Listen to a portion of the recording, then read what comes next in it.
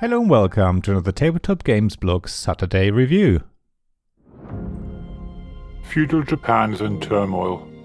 The collapse of the ancient authority of the Ashikaga shogunate has plunged the country into a brutal civil war, known to history as the Sengoku Jidai.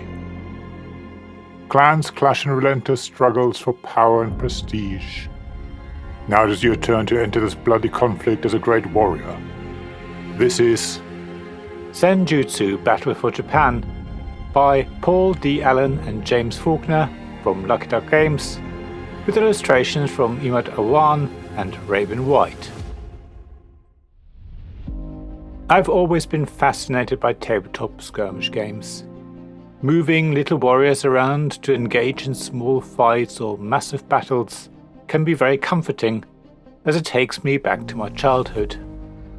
Now, I'm not saying that modern miniature wargames such as Warhammer are child's play, far from it. There are many dedicated enthusiasts who spend days assembling plastic figures and painting them with aplomb to create stunning effects. When the models are added to painstakingly created dioramas, the resulting scene is visually awe-inspiring. However, I never had the time or money to play my part in the miniature skirmish game hobby, as much as I'm still fascinated by it. So finding a game that allows me to get a sense of how it might feel to fight with others, without having to spend many an evening working on the figures or learning the rules, is a delight. Senjutsu Battle for Japan is, of course, not the first tabletop skirmish game in a board game format. Games Workshop's Warhammer Underworld series is probably better known in the hobby, but it is limited to 1v1 battles. Senjutsu has the advantage that you can play it solo or with up to 4 players. The board is also modular, which allows you to set up your little skirmish arena in different ways. Now, I'm not going to spend the rest of the article comparing Senjutsu to Underworlds. Instead, I'm going to focus on how the former re-sparked my interest in tabletop skirmish games. What makes Senjutsu Battle for Japan so appealing for traditional board gamers is that you get everything in the box, and how you play feels very familiar. There are no distance measuring tools, difficult line of sight rules, or vertical positioning questions to deal with. Instead, there's a modular board divided into traditional hexes that make up the battle arena, which you can set up in different ways to create different scenarios. Everyone also gets a lovely little miniature, which you can paint, of course, if that scratches an itch. It is placed on one of the hexes and you move it from hex to hex, based on how much movement you have. The way your attack works is also based on the hexes. Just follow the diagram on your attack card to work out which enemy figure is your target. The familiarity for traditional board gamers continues because at its core, Senjutsu Battle for Japan is a card-driven game. The base game comes with 4 characters, each with their own unique decks. So every character plays differently, and it's up to you to learn and understand your character's unique deck to identify powerful combos that allow you to tease out the best of your fighter. The game comes with pre-built decks, with their additional cards and rules that allow you to customize them to better suit your style or to try out certain strategies. However, if like me, you just want to start fighting, the starting decks are the best choice. They work really well and give you plenty to play with. The only thing that might be new to board gamers is the concept of initiative. Every round, all players choose a card from their hand and place it face down in front of them. Once everyone is ready, the cards are revealed and the player who played the card with the highest initiative value goes first. Then the player with the next highest initiative takes their turn, and so on, until everyone has activated their character. However, it's not a difficult concept to grasp, and will quickly make sense. The layout of the cards themselves can feel a little overwhelming, but the rulebook has a quick symbol guide on the back to help you. In fact, the symbology in Senjutsu Battle for Japan is really great and consistent. It might take a little while to learn all of the symbols, but it won't take long, and then it all flows quickly and is a lot better than long card text. In fact, Senjutsu Battle for Japan is fairly easy to learn. There are a handful of things that aren't completely clear, but the publisher's FAQ should help answer many of your questions. At the end of the day, if you don't exactly know what to do in a certain situation and can't quickly find it in the rulebook, house rule it and work it out later, just to keep the game going. So yes, it shouldn't take you long to get going, and with rulebook handy, your first game should already flow pretty well. Most of the game is about the cards, which usually give you a combination of movement or rotating your character and attacking. Oh yes, that reminds me, I forgot about orientation. Each character has a little arrow on the hex base that indicates which way they're facing. Movement and attack are all relative to that. So being able to turn is going to be hugely important tactically during a battle. The problem is each turn you only draw one card. That means you often won't have the card you desperately need to either move out of the firing line of another player or position yourself for a big attack.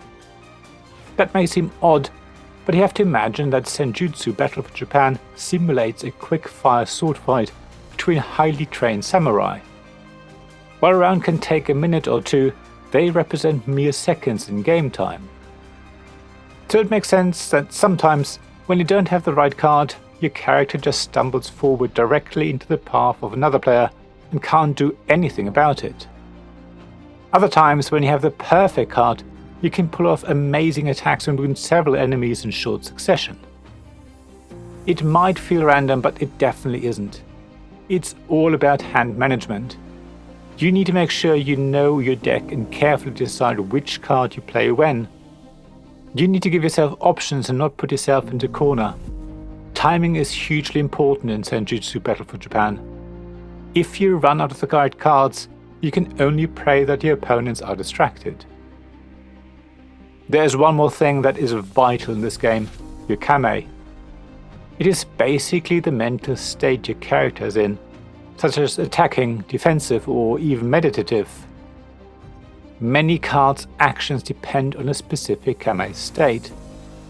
So a specific card might allow you to move when you're in one kame state, or let you draw cards when you're in another. Many cards also allow you to change your kame state at the end of your turn. Every character has a different so-called kame tree that decides how you can change from one state to another. So sometimes you need to change your kame state several times before you can get to the one you need to make a specific card more effective.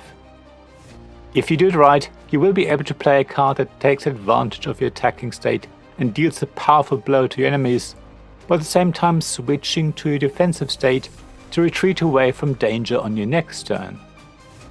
Chaining your cards together in the right way is really important. It's a very hard puzzle to crack, but when you solve it, it feels amazing. It's something combo players will relish. The ultimate goal of Senjutsu Battle for Japan is to be the last person standing. If you can deal more wounds to an enemy than their health value, they are out of the game. There are even wounds that force a player to discard a card from the deck every turn, making it harder for them to control their hand. You can also stun your opponents, and there are many other effects that add extra spice to the game. Yet, the fact that the game comes with terrain that blocks movement, that there are additional character sets offering more variety, and that the battle arena can be set up however you want, is great, but it's only a minor footnote in history compared to the amazing excitement that comes out of the card play. That's what makes Senjutsu Battle for Japan such an exciting and interesting game. Playing the right card, with the right initiative, at the right time feels amazing. Second guessing what other players are planning and taking advantage of that with a clever block or devastating attack makes you feel like a battle-hardened samurai. You know you're in your zen state when you can control your kame in such a way as to make the next card you play especially effective and powerful. The only thing that taints the game for me is the setting. We've seen plenty of games set in Japan featuring samurai or ninjas, designed by people who know very little about the actual history and who don't seem to be interested in respecting what actually happened or the culture that comes out of it. Now, I don't know if the game had the benefit of cultural advisors, but personally it doesn't feel like it has. I might be wrong, of course. I think it's time to bury our stereotypically Western views of the Far East and stop applying our romantically blinkered perspectives to a vast and ancient culture. Let's make games that are authentic and involve people who have first-hand experience of the themes and settings. So while I don't say Warhammer Underworlds is culturally unproblematic, a fantasy setting would have suited Senjutsu Battle for Japan a lot better in my view.